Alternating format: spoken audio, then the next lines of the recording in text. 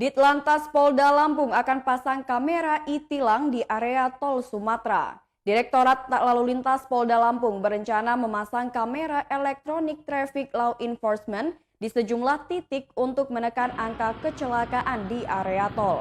Ditlantas Polda Halo. Lampung Kombes Pol Raden Romdon Natakusuma mengatakan, pemasangan tersebut direncanakan di 2 titik.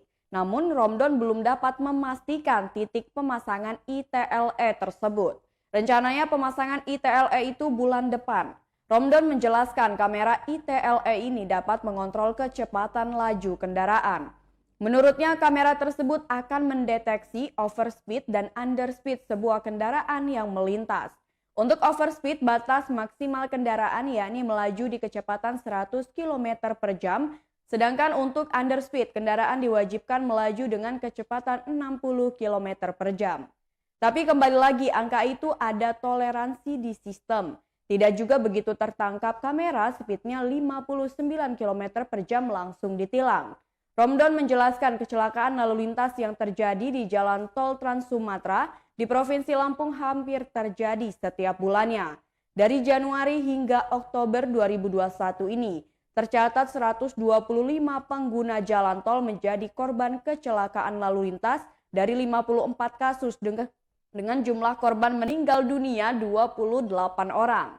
22,4% dari semua korban ini dinyatakan meninggal dunia. Berdasarkan data tersebut, rata-rata dalam 1 bulan paling sedikit terjadi 6 hingga 8 kecelakaan. Hampir setiap bulan juga ada korban kecelakaan lalu lintas yang meninggal dunia. Mengenai penyebab dari kecelakaan tersebut, Romdon mengungkapkan dari laporan jajaran Polres penyebabnya hampir sama, yakni out of control, hilang kontrol saat mengemudi, karena mengemudi dalam keadaan mengantuk.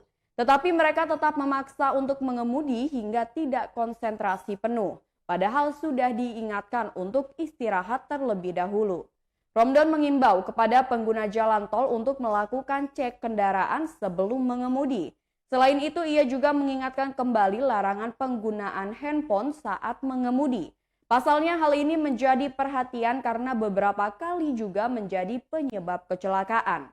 Cek kendaraan dan pahami kondisi tubuh jika mengantuk, segera menuju rest area agar tidak mengurangi konsentrasi saat mengemudi.